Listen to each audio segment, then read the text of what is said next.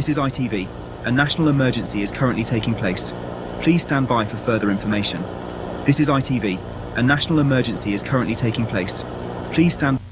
Apparently attacking one another en masse. Police advice is to seek shelter immediately, barricade doors and windows.